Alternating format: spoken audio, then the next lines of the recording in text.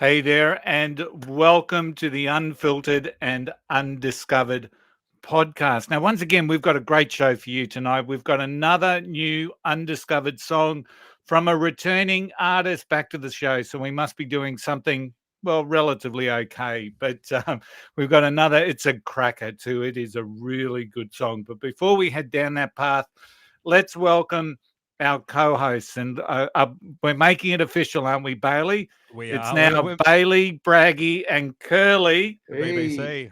The BBC. the BBC. So, welcome from the lockdown city, Matt Bailey, and from the place that we all love, Adelaide. Welcome, Tave. Thanks, Hey Karen. guys, how's it going? Yeah. Good.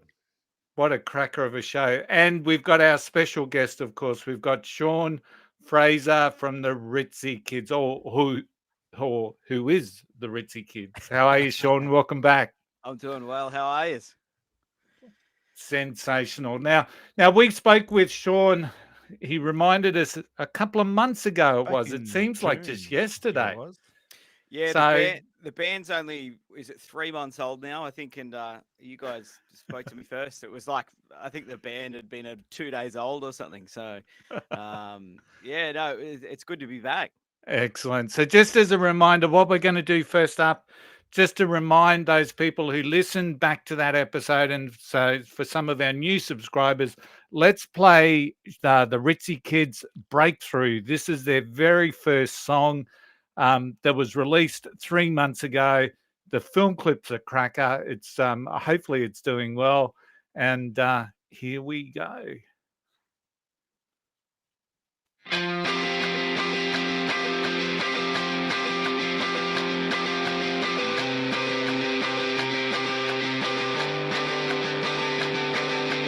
From the start, you tried your hardest, but it fell apart. You tried so hard, but when the cracks began, you gave it up.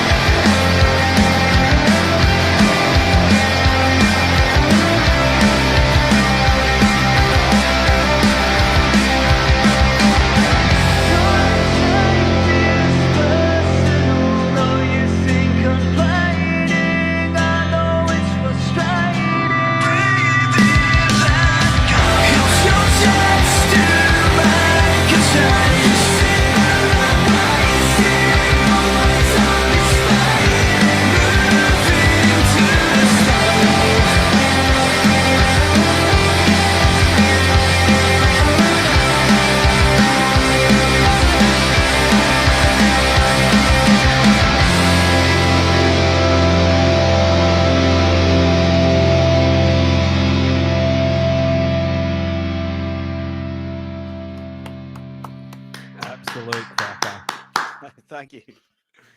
There it is. What's it like listening back to that, Sean? Now, it's always weird listening to yourself Yeah. sing, but no, I'm proud of it. I'm proud of that song, and so is Willard. Willard's in the clip, obviously, as well. He produced and mixed and mastered, and he played the drums on that one. It's the firstborn. It's the first Yeah. baby. So Yeah. we're really proud of him. That's and, good. Yeah. And even more proud of the secondborn. So yeah. Yes. I really like that clip. One of the things I noticed is when you're singing there, you got the Liam Gallagher stance when you do when you're doing the vocals. I'll take that. I like Liam Gallagher. Me too. I like his singing, and I like his singing style. Him as a person. Yeah, no, but I just noticed that. I'll take that for sure.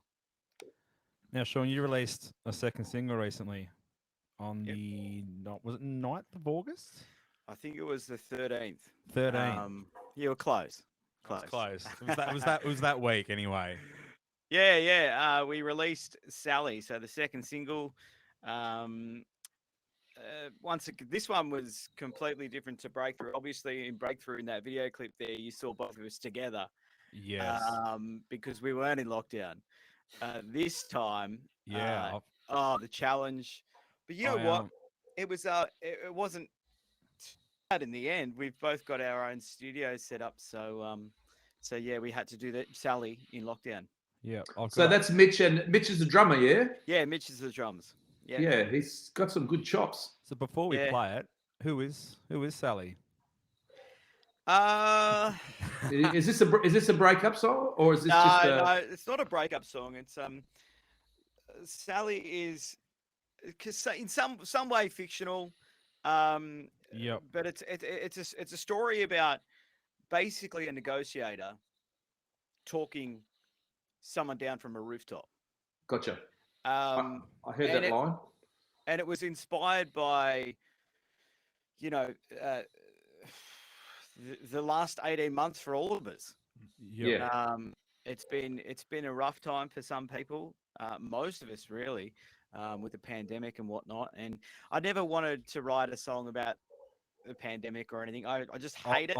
I'm the same, and if I do, you won't know it's about the pandemic. That's so I've just given it up. I have the same thing, Bailey. I thought, there's a lot of people struggling at the moment, and the song is sort of about, telling people that, hey, there's going to be bright days ahead. At the moment, it sucks, and it sucks for a lot of us. But get down off the roof and let's get on with it. So was Sally someone in your life, or was it a name from somewhere? Sally just fit. Yeah, nah. Yeah. I think it just I actually came up with the chorus first. And although I came up with it first, I did change a few things, but Sally was just the first thing that was spitting out. When you got the guitar and you're strumming some chords and saying words. Some of them don't make sense, but Sally, 2 syllables, and it works. Yeah, and I just kept it, and then in the final thing we went, we'll keep it. Brian Fallon from the Gaslight Anthem always uses the name Mary, and someone asked him why, and that was his grandma's name, and his grandma and mother actually raised him, so he wanted to honor his grandma, so that's why he put the name Mary in. That's really cool. Nice. Brian's a great fella. Isn't he? I love him. Yeah. So without further ado, let's. No. We've got a story coming up soon, haven't we? Sean didn't quite hit the timeline. Was that? That's right. That's right. So the last time I was on your podcast was obviously for Breakthrough. Yeah. And then I said on the podcast, hey, in about a month and a half, well, I think it was a month, I said, I'm going to be releasing this new song, which ended up being Sally. And then actually Bailey hit me up a month later, like to the day, because where's your new song? And I said, it's way behind time at the moment. And what had happened is, not long after doing the podcast with you guys, I was in here drinking red wine. As we do. Near the MacBook, which I am again doing tonight. I still haven't learned. And I spilt it. I spilt it through the MacBook, and it completely cooked my last one. And And then I went on a holiday, like in a motorhome, about a day or two later. So I couldn't get it fixed, and there was all this time just spent, like, sitting there going, "Oh, I need to fix this bloody thing," while I was on holiday. And so yeah, it put me back a couple of months, and we had to re-record it, and it was a mess. An If your absolute next mess. single's a couple of months away, we know you spilt wine on the MacBook again. I hope not. All right. Well, let's. I think we've all done our research. We can all probably agree the song is certainly not a mess. It's a great song. So, It's a shall great we song. play it? Let's Do do it. Let's do it.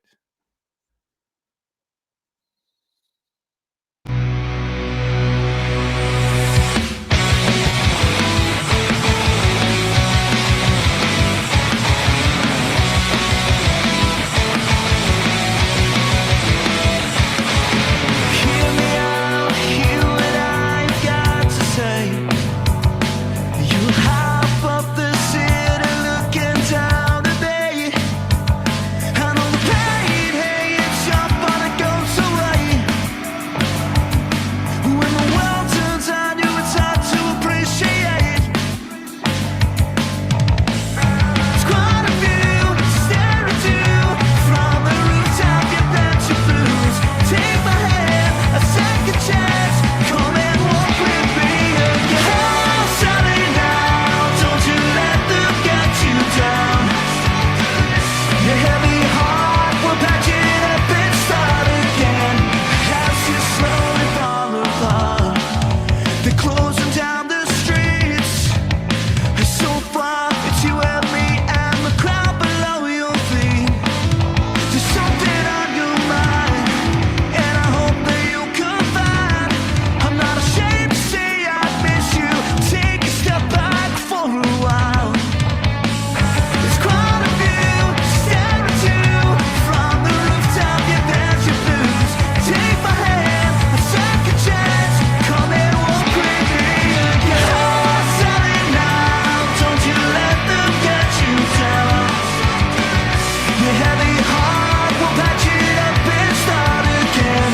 I could talk you down from that ledge you take aloud. I won't give up, I won't give up, I promise this.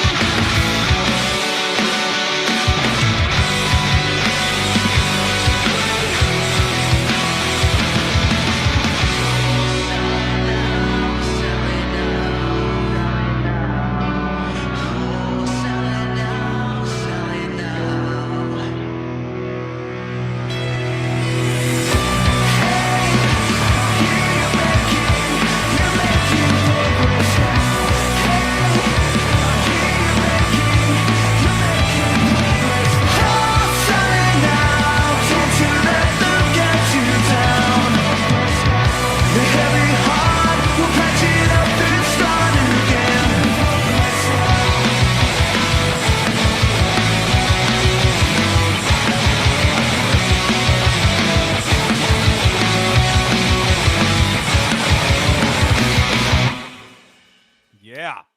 Yep. Tight as at the finish. Very Thank you. powerful song, Sean. It's I love it. It's good fun. I can't wait to play it live one day. One day we'll get out of this, and no, it was like, Yeah, it was a that'll lot go of fun off. to record. Hopefully. Speaking of recording, you recorded it 3 times, correct? Yeah, that's right. So the first time I thought it was sounding pretty solid, and then I screwed the MacBook up. And the second time we recorded again. I did it from home, and then I sent the stuff to Willard. Willard played the drums. He sent it back to me, and then I played the guitars over it again. And then something wasn't sitting well. We had a listen. He mixed it actually, and then we both agreed, I could probably do better. And then we went again, and there was something there in that third one that we went, I think this is the sound. This is how it should be. This is how the guitars should sound. and it took too long. Yeah. It felt like it took something like 8 weeks. But it's hard when you're recording from homes. Like I did not see Willard at all throughout any of that process, like Yeah. face to face. Wow. Yeah. Yeah. Yeah, it's hard to make something gel like that, isn't it, Sean? If you're not face to face, it's hard to get some emotion in it.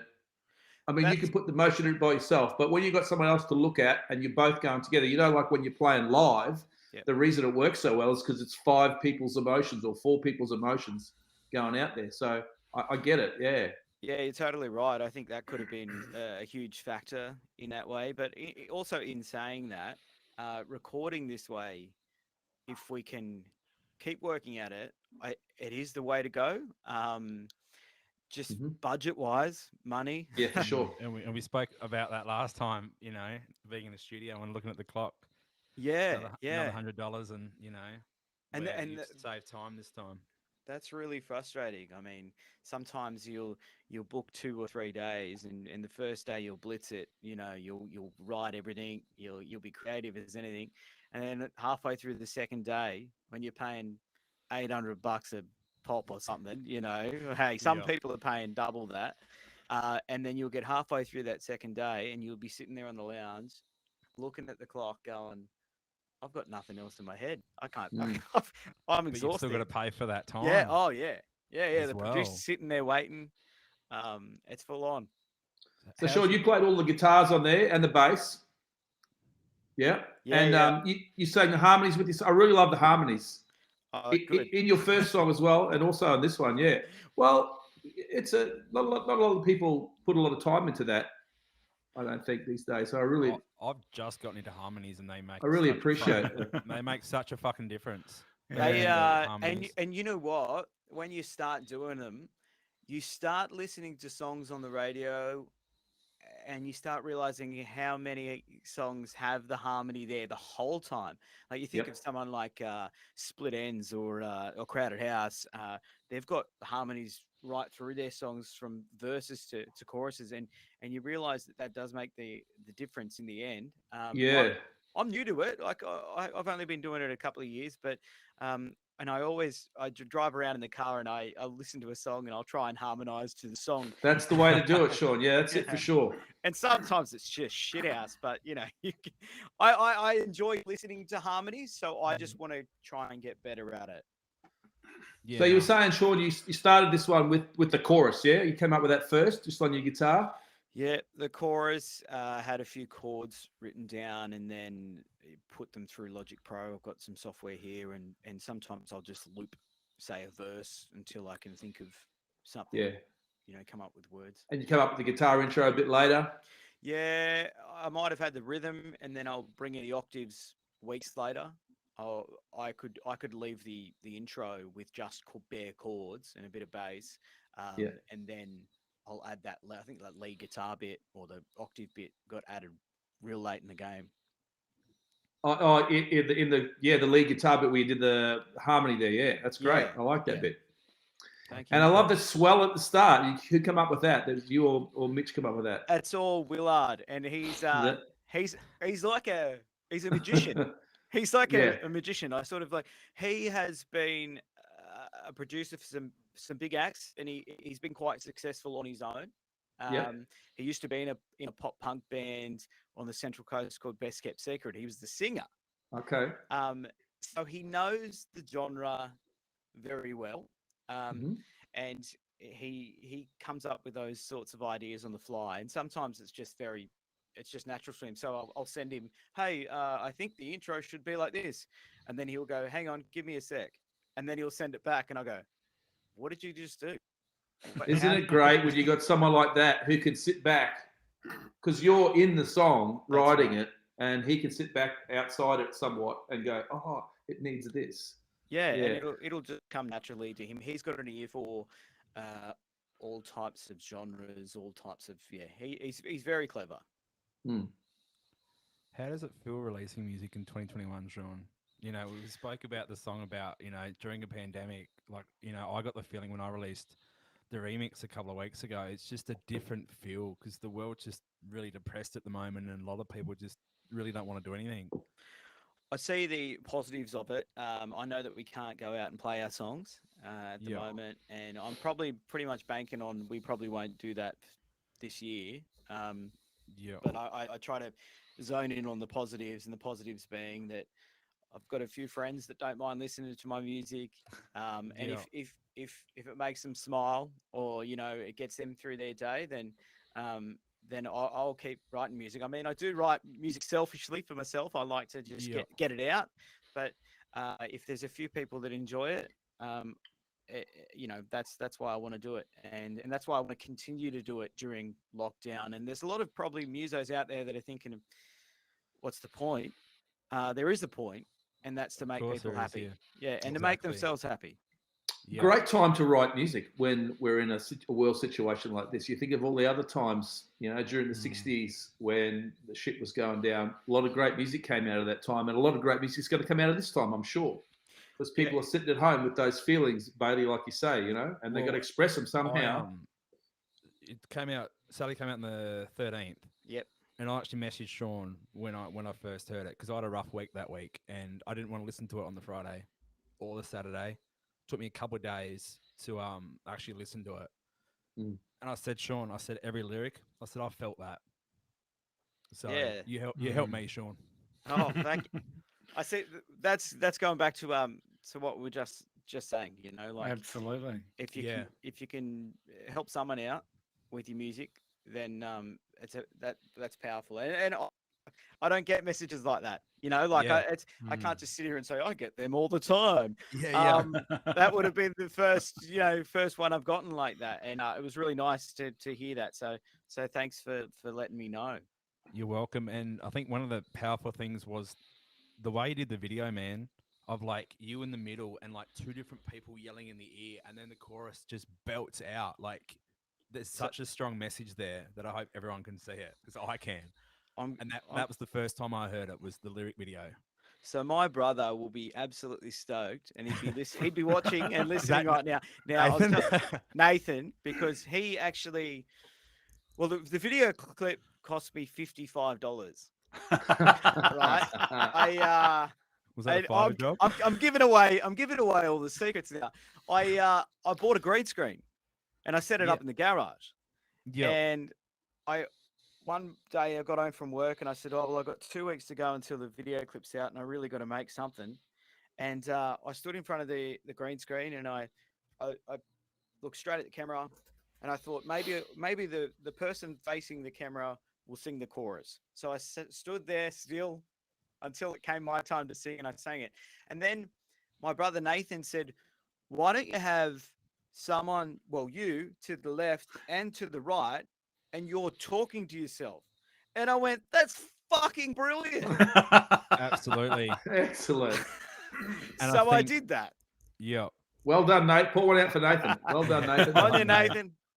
On you, Nathan. And that's so powerful, and that's so creative as well. Yeah. Like someone explained to me the other day, you can spend 50 grand on a music video, but it not go anywhere. Or you can be super creative and spend 1,000 and it does really well. And that video talks to people. It's just, Absolutely. and one of the things that I've loved about both videos, Sean, has been the lyrics that are in there. And if there's a life coach out there, that they should be picking up and licensing that Breakthrough, because that's just such a positive, uplifting sort of a song in so many ways. And then Sally speaks to just that other side of what we're going through. So, just an absolute cracker. And I guess I've got a couple of questions if I can butt into the musos there. Go for it, Kelly. What do the Ritzy Kids look like live? So you've got Willard and you've got yourself. So who else supplements you guys when you're live? Well, we haven't played live yet, but I have contacted. Just before New South Wales went back into lockdown, I'd contacted a few fellas who I played with before, a bass guitarist, a lead guitarist, and I said, hey, let's try it out. Let's give it a go. And I want you to be a part of the live band. So that's basically how it would operate. Yeah. When I'd bring in guys for the live band. But the Ritzy Kids, I mean, I'm writing the music and I'm giving it to Willard. He's throwing his drums on and he's mixing and mastering. That's how it's the fabric of the Ritzy Kids. But yeah, I'll probably get a couple of guys in on the live stuff. But I mean, we haven't been able to jam, haven't been able to play live. So only time will tell how the rest of it will work out. At the moment, we're focused on trying to just get songs out and build up a following. Yeah. Well, you deserve it, mate, because both of those songs have been absolute crackers. So which leads me to probably my next question. It's, we've seen the transition from Breakthrough to Sally. So what's next? What's next what does this thing look like? What's the next song? What's the next 5 songs look like? I am going to hopefully not curse myself here, but we've nearly finished the third, right? Last time this happened, something went bad. Keep that red wine away from the MacBook. But I'm pretty excited about the next one. It's faster, and it's got another positive message. And basically, the lyrics are about all the times I've screwed up in my life. There's a few verses in there about how many times I've screwed up and all the crap I've done. And by the time you get to the chorus, I'm like, hey, screw it. This is who I am. It's one of those songs where I'm like, this is me. I don't really, I can't say, some people say they don't have regrets. I think you can have regrets. And I've probably got a few. But it's like, hey, this is me. This is who I am. And I probably won't change too much. I've grown up a little, but this is me sitting out on a platter. You know what I mean? This is it. Well, that's going to appeal to the majority of people, I reckon. I hope so. Because we're all the same. So this one's going to be faster, Sean. You say so. We're getting progressively faster here, I notice. Yeah, and it's funny because I was thinking I want to start slowing it down. And this one's at about 210 beats per minute. This new one that's coming out. But Willard and I really like this one as a outsider looking in, I suppose. Like it's more to that genre that we love. Like I know it's all pop punk or it's all punk, but I was going to say, so Sean, sorry to interrupt there. So just talking about your influences, I mean, I hear the Killers and Snow Patrol and all that sort of thing in your music. Is that where you kind of at? Yeah, I love early Blink-182. Look, no, I'm not going to say early Blink-182. I'm going to say Blink-182. I love Blink-182, love Green Day, Jimmy Eat World. But then I love Crowded House, I love Billy Joel, and I love Elton John. So it's I mean, Sally is really it's a 3-minute, it's a 3-minute pop song. It's great. I love a great pop song myself. So even though you've got that post grungy style, it's I really well arranged. Well, thank you. Sometimes I listen to it and I can hear the influences that that I've got. Like I'll be like, did I rip that off? Did I rip that off? Did I rip that off? Have those thoughts. But then still on those 4 chords, Sean. Hey, Paul Kelly. Kelly's gonna love this. He loves just take a little bit. It's like a little bit from each artist, and he admits to it. I've seen him live, and he said it. He just grabs a little bit from here and a little bit from there, and then he makes this incredible song, and it goes to number 1. When I think David Bowie famously said once, when someone asked him about that writing process that we go through, where we take things from there, he says, "You can't steal from a thief, darling." Yeah, that's right. I mean, everyone's stealing, right? That's what it's about. Yeah, it's a music world of burglars. That's right. Well, and just on that, you've just reminded me about weddings, parties, anything. You put out a song, Rosie and Gray, in one of their later albums, and they are unashamedly, it's a song by the Lowest of the Low in Canada. And the story was that the Lowest of the Low covered a weddings party. So weddings were, I think, the support band for Lowest of the Low. The Lowest of the Low did a wedding song, as you know, and of course you feel pretty chuffed when someone covers your music.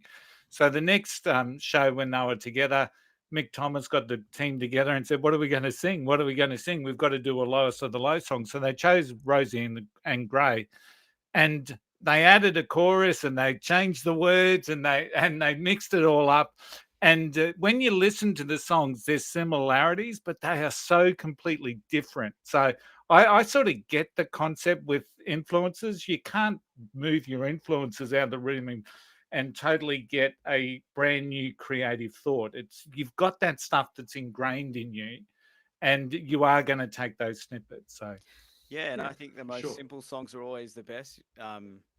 Yeah, and Oasis. I know we were talking about Oasis before. Yeah, You just listen to that, and if you shut your eyes, you can just picture the Beatles writing yeah, of some of those course. songs. And I think Noel said that a lot of the stuff he has just ripped from the Beatles. He doesn't Maybe, care. maybe that's where you got Sally from. Don't look back in anger, so Sally Yeah, hey, can could be. We were, you know what? That's funny. We were watching, my brother and I, we were watching Oasis live the other night. Nothing else to do. We just put on live concerts and we put on Oasis. And then it got to that song. And Yeah. I was, oh, Sally now. And I was like, oh, okay. Nah, it's not like that at all. Nah. Oh, Sally can wait. That's the one. Yeah. Yeah. All right. So when's the next one coming out? What's the timeline? All right, hang on. I want to look at my.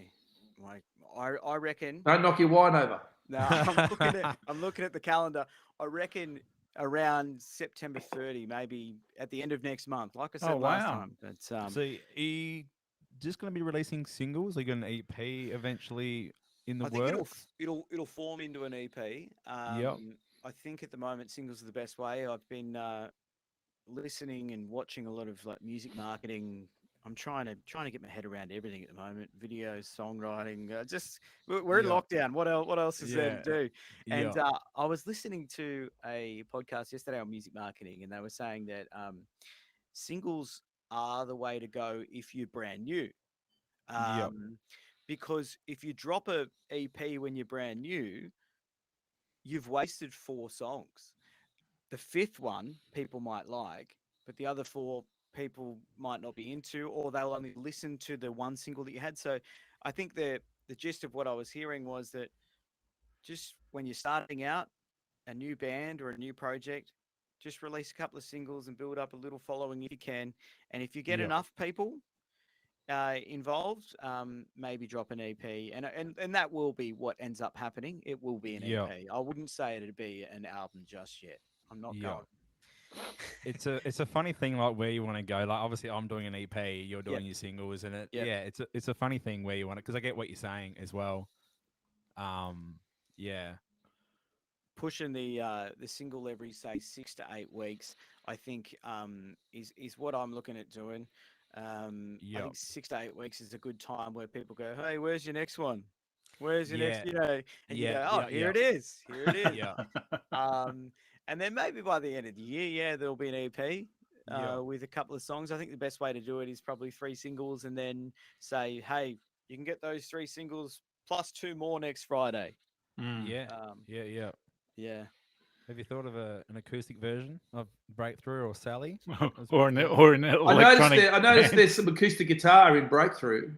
Yes, well, I think Sally's the first song that I haven't had an acoustic guitar in a Yep. song because obviously I do solo stuff as well, and that's always got the acoustic guitar.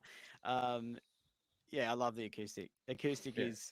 is just what I've been doing for the last 10 years. You know, just solid acoustic, and now I've picked up the electric.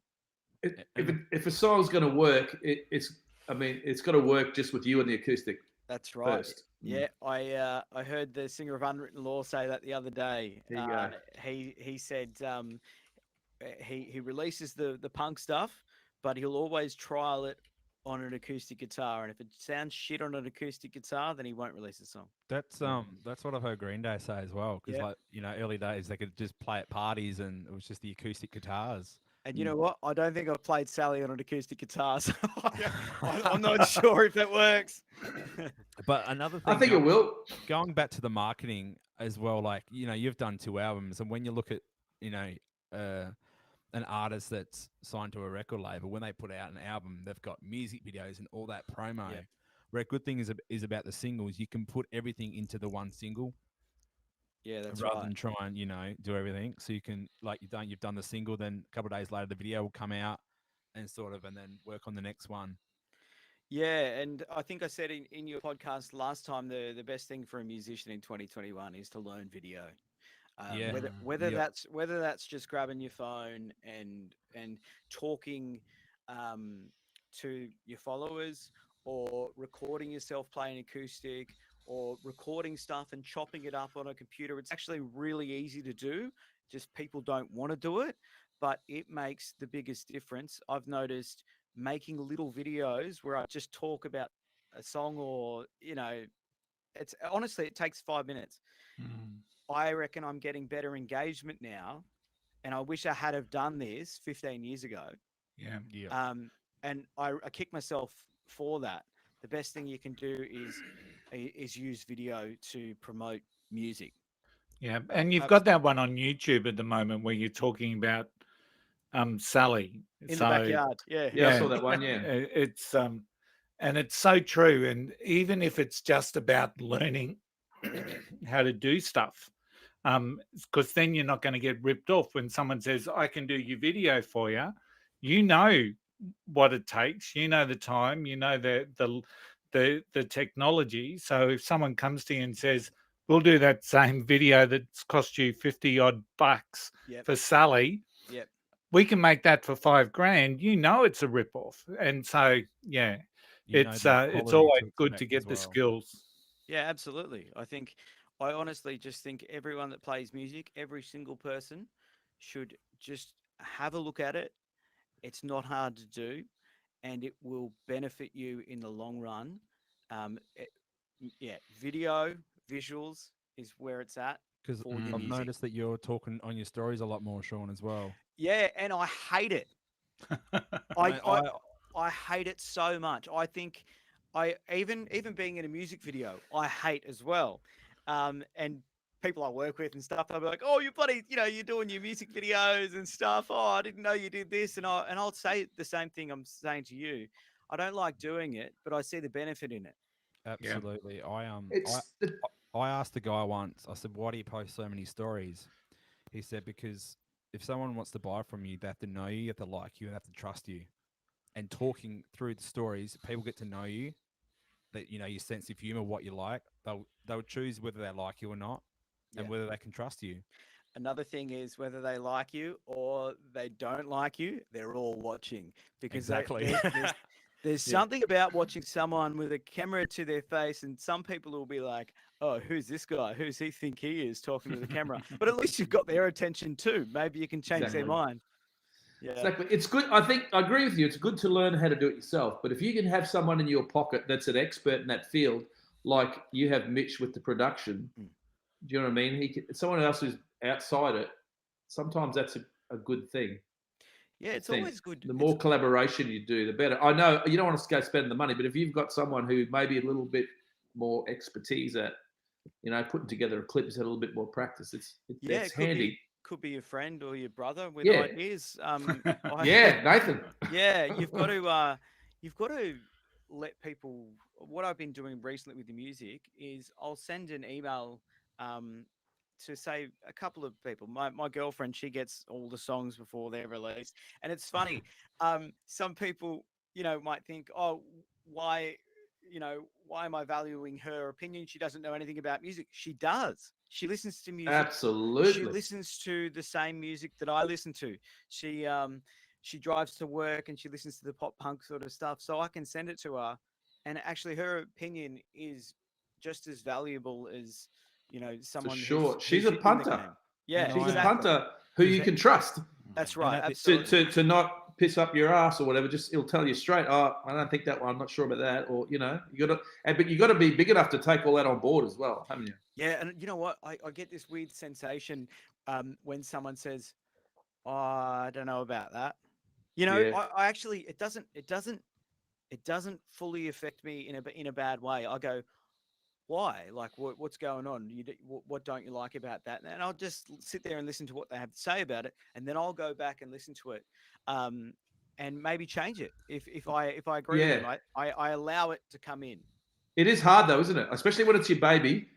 and you're really happy with it. And then someone, and you're down that one road thinking, oh man, this is really good. And someone mentions one thing the other way, and you go, Yeah.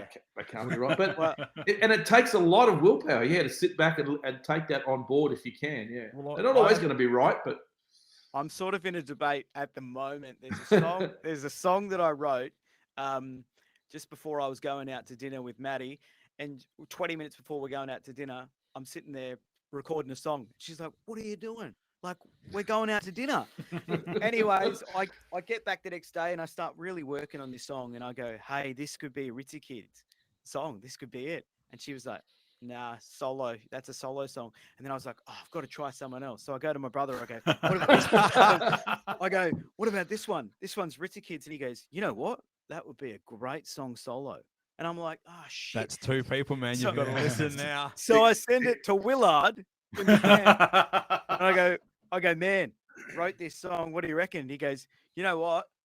Be good if you did that one solo." Oh, yeah. See, it's funny you mentioned that, because when I released, sorry to bring this on me, but when I released Crew Life, I didn't want anyone to listen. I was like, nah, this is my baby. Don't want anyone to listen. Then the remix, I had the remix. I sent it to Tony. I sent it to my partner. I actually let people listen first because I heard Ed say in lockdown, it was just him and his wife. So, she's listened to his whole album, because at the end of the day, people around us, they're our listeners, not ourselves. Like we're into it. So I'm going to do that for the EP. I'm going to let someone else choose my single because I don't want to. Because it's cool. So you mentioning that about what Mads was really interesting.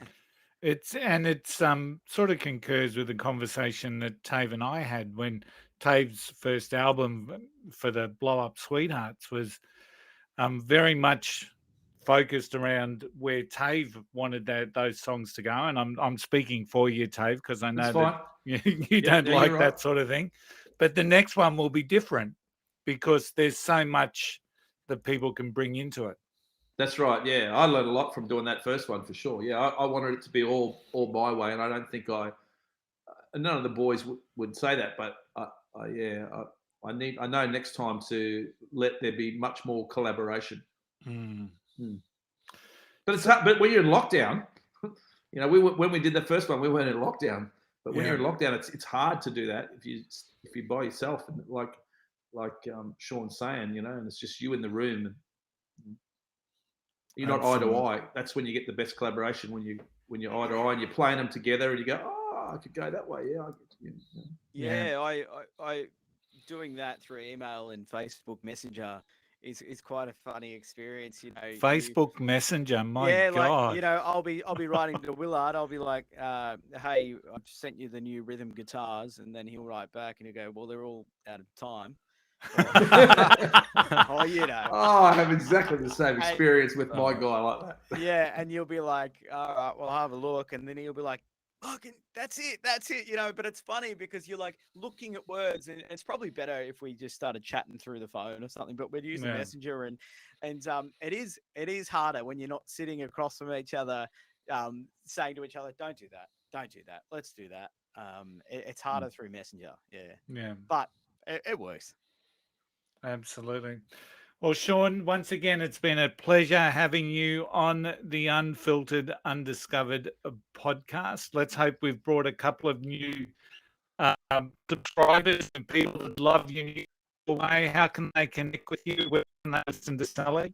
Yeah, you can listen to Sally on YouTube. I throw it up on Facebook, and I throw it on Instagram. Instagram is at the Ritzy Kids Band, and just type in the Ritzy Kids on YouTube, and you'll find all our videos. We've lost Curly. We've lost. Coach Curl. Have we? He's gone.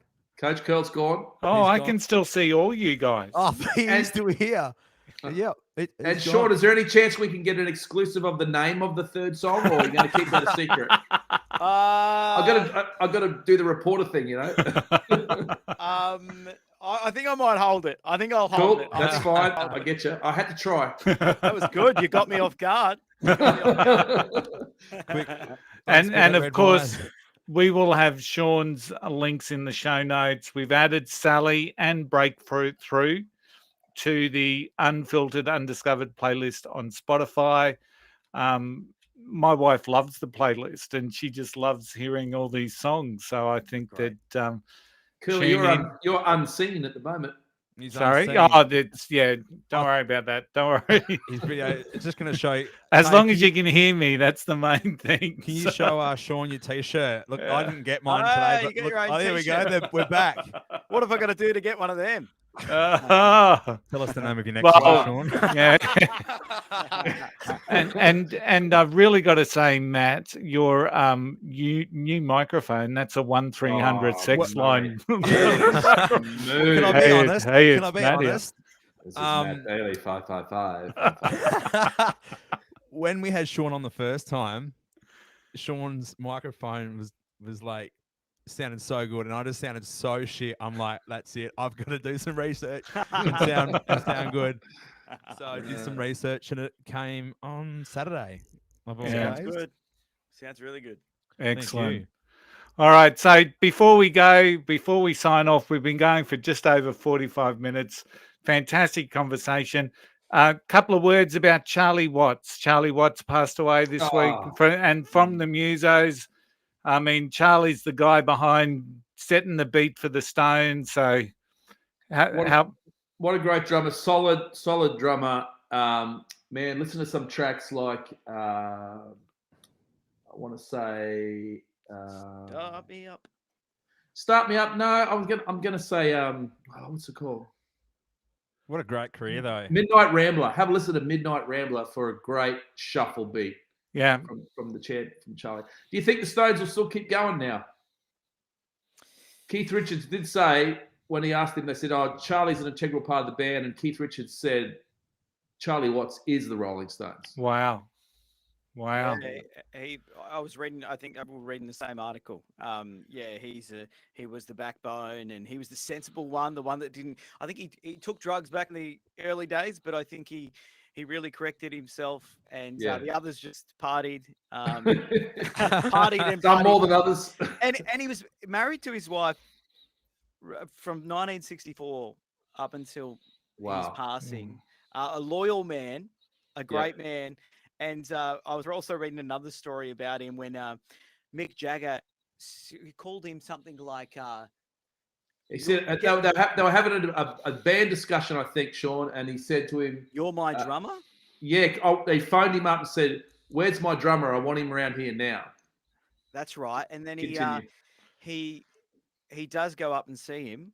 He walks to the hotel, and he was always impeccably dressed. He's got his suit on. He had his tie on, and he goes up to Mick Jagger's room and he knocks on the door. I think Keith Richards opens up the door and lets him in. He walks up to Mick Jagger and he says, "You're my singer. I'm not your drummer." Bang. That's it. I think he knocked him out or punched him across the table. And I think Mick Jagger learnt after that, I won't say he's my drummer anymore. That's cool. Yeah, I think Jagger was getting a bit too big for his boots at that point in the Stones time, and that really brought him back into line. Yeah. But Tate was mentioning we lost someone from the. We lost one of the Everly brothers as well. That's going way back. So the Everly brothers were like a 50s doo-wop harmony sort of band. They influenced Simon and Garfunkel with their harmonies. Yeah. That's pretty old school. Been an awesome show, gentlemen. Thank you so much to Bailey and Braggy, and of course our special guest Sean Frazer. All those links, especially the Spotify link or the link where Sean can actually make some money, will be in the show notes. So, and of course, a little bit of money. Yeah, it's 0.9 cents a play or something. But play it a lot. So the other thing that I just want to mention, we're on YouTube now. We've got a YouTube channel. We've actually been testing the live stream as we've gone tonight. It seems to have gone all right. So we've actually had people watching us on live. So that might be something that we do from here on in. So Curly, we might need to put a little bit of a thank you out to my friend Sam Marshall. Oh, that's right. Yeah. Sorry. Sam Marshall, who has done up, I don't know, what do you call it, Curly? the new artwork, the branding artwork. for Unfiltered and Yeah. Undiscovered. So looks awesome. Yeah, he's a drummer. We'll have to get him on sometime. Yeah, and look, just while we're doing a shout out, if there's any t-shirt designers out there, Tave Bragg came up with this brilliant quote last week where the world needs more musicians and less politicians, and I think we've got something that's saleable with that quote. So if there's any t-shirt designers, hit us up, because I reckon that's just so true, but isn't it? So more musos, less scomos. So That's it. That's all right. Got a ring That's to it. Why is the universe always taking musicians like Charlie and not taking those politicians? Absolutely. Is that too harsh? Thanks for having me on, guys, and Hey, you're doing great things for Keep up the good work, Sean. Yeah, thanks, Sean. Yeah, just you're don't doing a hang great up job. yet, Sean. So it's so we'll sign off now from Bailey, See you guys. Braggy, Bye for now. and Curly. See you all later. We'll see you next week.